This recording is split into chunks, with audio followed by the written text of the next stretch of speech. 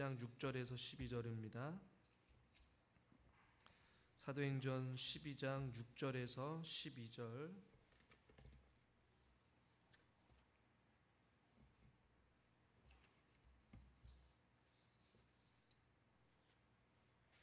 신약성경 207페이지에 있습니다. 한 절씩 교독하겠습니다.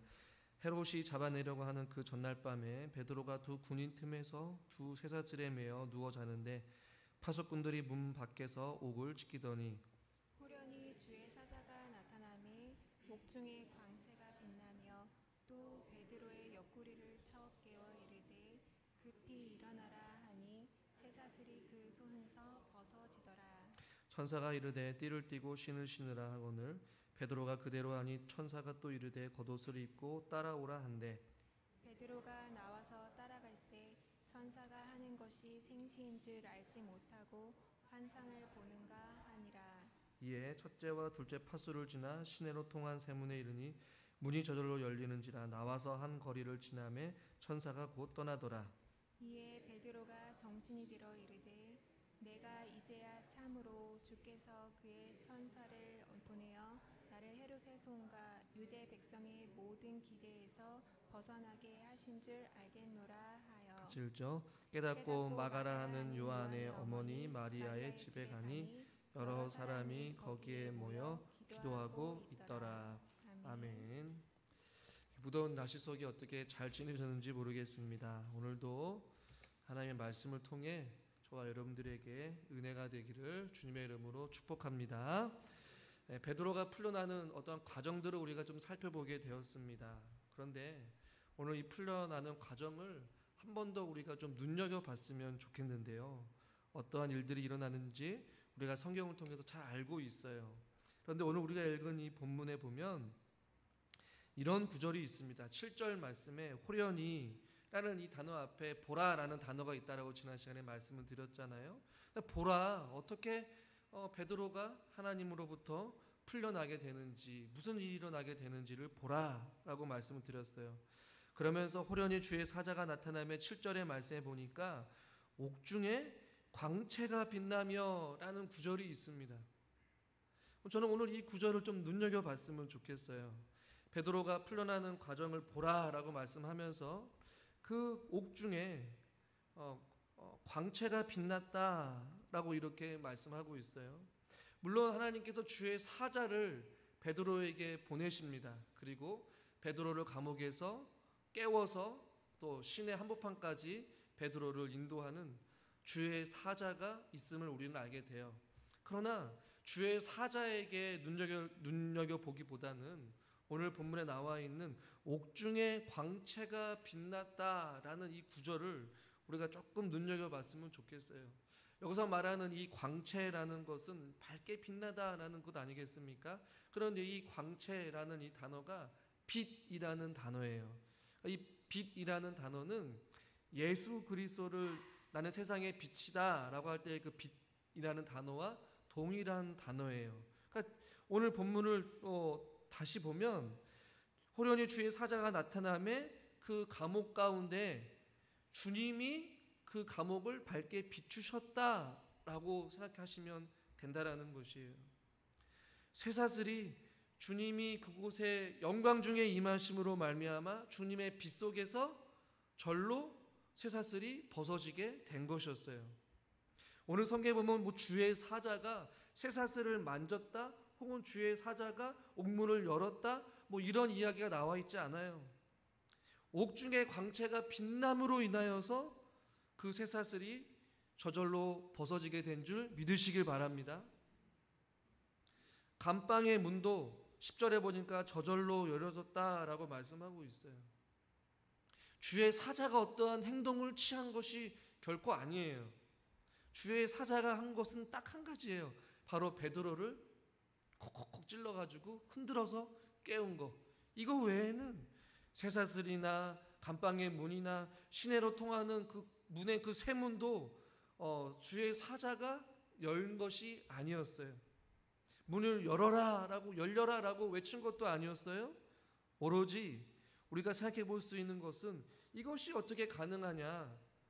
옥중에 광채가 빛나는 이 빛, 주님의 임재를 상징하는 이 주님의 영광을 의미하는 이 하나님의 빛이 임하였기 때문에 놀라운 일들이 일어나게 되었다라는 것이죠.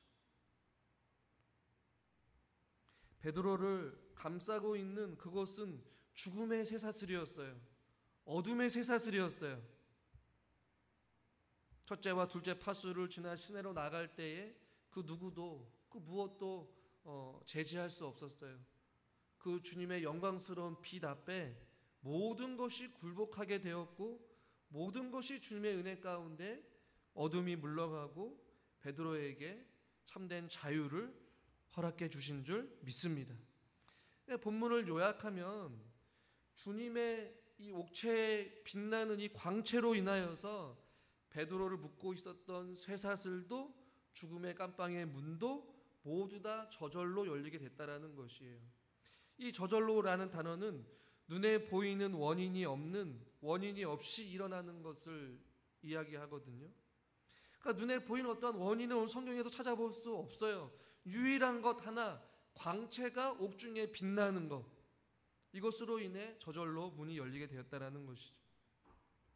여러분, 오늘 이 옥중에 빛나는 이 광채와 베드로를 한번 생각해 보면 여러분, 빛과 어둠을 오늘 본문에서 대조하고 있음을 우리는 발견하게 돼요. 여러분, 베드로가 있는 곳이 여러분 지금 어디였습니까? 어디였어요? 감옥이었어요. 감옥이 화려하고 밝고 어떤 많은 사람들이 오고 가는 곳입니까? 아니면 아무도 없는 칠흑같이 어두운 곳입니까? 이 당시 아마 감옥은 그냥 깊은 어떠한 동굴 속에 아마 있었을지 모르겠어요. 사람들이 오고 가지 않는 어둠 가운데 있는 감옥, 그곳은 혹시 모르겠지만 베드로를 지키고 있는 수많은 병사들, 그곳은 소망이 없는 곳이고 어둠이 있는 곳이고 죽음이 있는 곳이에요. 그 죽을 날을 기다리고 있는 곳이 바로 베드로가 있었던 곳이에요. 사람을 얽매이게끔 쇠사슬이 있어서 자유함을 누리지 못하고 어떤 마음의 평안을 누리지 못하는 그런 곳, 진정으로 자유를 찾아볼 수 없는 곳이 바로 베드로가 있는 어둠이 가득한 곳이란 말이에요. 그런데 그곳에, 그 어둠 가운데, 소망이 없는 곳에 지금 옥중의 광채가 화려하게 진리의 빛이 임하였다라는 것이에요. 오늘날 저와 여러분이 살고 있는 이 시대에도 하나님 나라와 어둠의 나라, 혹은 사탄이 지배하는 이 어둡고 혼탁한 죄악된 세상에 저와 여러분들이 살아가고 있는 것이죠. 하나님께 순종하는 하나님의 빛의 자녀들이 있다면 반대로 하나님을 모르거나 혹은 하나님 앞에 불순종하는, 하나님을 알지 못하는 죄의 종로로 타는 사망의 그늘에 앉아있는 어둠의 자식들이 여전히 있다라는 것이에요. 성경에서는 빛과 어둠을 늘 언제나 이야기합니다. 하나님의 백성과 하나님의 백성이 아닌 자들과, 하나님의 순종하는 자와 하나님 앞에 불순종하는 자, 하나님을 섬기는 자와 하나님을 섬기지 않는 자, 이렇게 구분할 수 있겠죠. 그런데 빛과 어둠이 함께 공존할 수 없어요. 이 베드로 역시도 마찬가지죠. 죽느냐 사느냐 둘 중 하나라는 것이에요. 그러니까 오늘날 우리가 살고 있는 이 시대에도 빛 가운데 살아가는 저와 여러분들이 하나님의 빛의 자녀로 살아가느냐, 그렇게 살아가지 못하느냐인 것이. 한번 따라해 볼까요? 잡아먹히느냐, 잡아먹느냐. 한번 따라합시다. 정복하느냐, 정복당하느냐, 승리하느냐, 패배하느냐, 죽느냐, 사느냐. 우리 권사님 반대로 이야기했어요. 그렇죠? 저와 여러분들은 이 두 가지 삶밖에 없다라는 것이에요. 베드로도 지금 사느냐 죽느냐 지금 갈림길이 있는데, 하나님의 영광스러운 빛이 임하여서 결국에는 잡아먹히지 아니하였고, 정복당하지 아니하였고, 패배하지 아니하였고, 죽지 아니하였고, 반대로 정복하였고 승리하였고 살아나게 된 줄 믿으시길 바랍니다. 이것이 하나님의 영광이 임했을 때에, 주님의 빛이 밝게 비쳤을 때 가능하다라는 것이에요. 이사야 9장 2절 말씀을 같이 한번 읽어보겠습니다. 이사야 9장 2절입니다. 흑암에 행하던 백성이 큰 빛을 보고 사망의 그늘진 땅에 거주하던 자에게 빛이 도다. 아멘. 이사야 선지자도 이스라엘 백성들이 흑암에 행하던 백성이라고 말씀하고 있어요. 하나님을 섬겼지만 어두운 가운데 있고 불순종하는 그들은 백성들을 흑암에 행하던 백성들이라고 표현하고 있고, 사망의 그늘진 땅에 거주하던 자라고 말씀하고 있어요. 흑암, 사망. 그런데 그들이 무엇을 보았다고요? 큰 빛을 보고 또 사망의 그늘진 땅에 거주하던 자에게 무엇이 임하였도다? 빛이 임하였도다. 여기서 말하는 이 빛이 무엇입니까? 여호와의 영광을 이야기하는 것이고, 이 빛이 감옥에 갇혀 있는 베드로에게도 동일하게 비추게 되었다라는 것이에요. 할렐루야. 이사야 61장 1절에도 1절부터 2절까지 말씀을 같이 한번 읽어보겠습니다. 1절부터 같이 읽죠. 주 여호와의 영이 내게 내리셨으니 이는 여호와께서 내게 기름을 부으사 가난한 자에게 아름다운 소식을 전하게 하려 하심이라. 나를 보내사 마음이 상한 자를 고치며 포로된 자에게 자유를, 갇힌 자에게 노임을 선포하며 여호와의 은혜의 해와 우리의 하나님의 보복의 날을 선포하여 모든 슬픈 자를 위로하되. 아멘. 그러니까 2절에 여호와의 은혜의 해, 그 여호와의 은혜의 해가 또 1절에도 주의 영이 임하여서 가난한 자에게 아름다운 소식을 전하며 상한 자를 고치시고 포로된 자에게 자유를, 갇힌 자에게 무엇을 선포하였다? 노임을 선포하였다. 여호와의 은혜의 해, 이 밝은 은혜의 해가 비침으로 말미암아 주의 영이 그곳에 임하여서 포로된 자에게, 갇힌 자에게 자유를 선포하시고 상한 자를 고치시는 이 놀라운 일들이 은혜의 해가 비침으로 말미암아 일어나게 된 줄 믿으시기를 바랍니다. 예수님께서도 이 땅 가운데 무엇으로 오셨어요? 빛으로 오셨어요. 요한복음 8장 12절에 예수님께서는 이렇게 말씀합니다. 예수께서도 말씀하여 이르시되 나는 세상의 빛이니 나를 따르는 자는 어둠에 다니지 아니하고 생명의 빛을 얻으리라. 할렐루야. 어둠에 다니지 아니하고, 그러니까 주님이 오시기 전까지, 주님이 우리의 10년 가운데 역사하시기 전까지 우리가 어둠에 다녔단 말이에요. 마치 베드로가 쇠사슬에 얽매여서 어둠의 감옥에서 갇혀 있었던 것과 같이 우리들도 어둠에 다니는 그런 인생들이었지만, 저와 여러분들이 진리의 빛이, 생명의 빛이 우리 가운데 밝게 비추사 우리를 죄와 사망 가운데서 살려주시고 하나님의 자녀 삼아주신 줄 믿으시기를 주님의 이름으로 축원합니다. 여러분들과 저를 얽매이고 있는 이 사슬들이 무엇입니까? 때로는 이기심의 쇠사슬, 욕심의 쇠사슬, 염려의 쇠사슬, 이 돈의 쇠사슬, 온갖 우리를 자유롭지 못하게 하려는 이 세상으로부터의 수많은 쇠사슬들이 우리의 팔과 다리와 우리의 심령을 사로잡아서 자꾸만 우리를 어두운 가운데로 인도하는 거예요. 자꾸만 우리를 가두는 거예요. 자유함을 누리지 못하게 하고, 얽매이게 하고, 근심하게 하고, 두려워하게 하고. 여러분들은 혹시 어떠한 쇠사슬로 여러분 꽁꽁 묶여 있습니까? 베드로 역시 아무것도 할 수 없는 그 쇠사슬에 묶여 있었어요.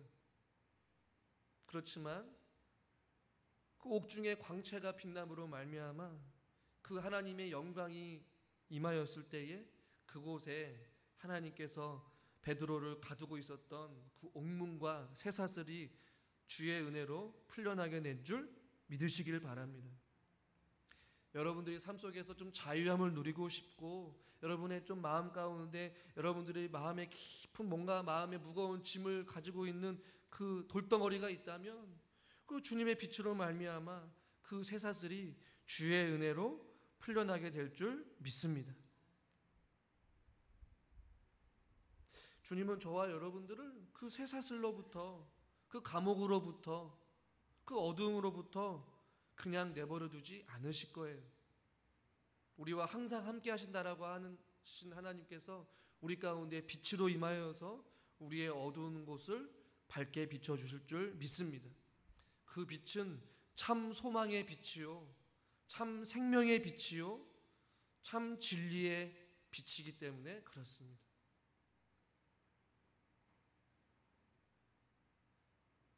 여러분 기억하십시오.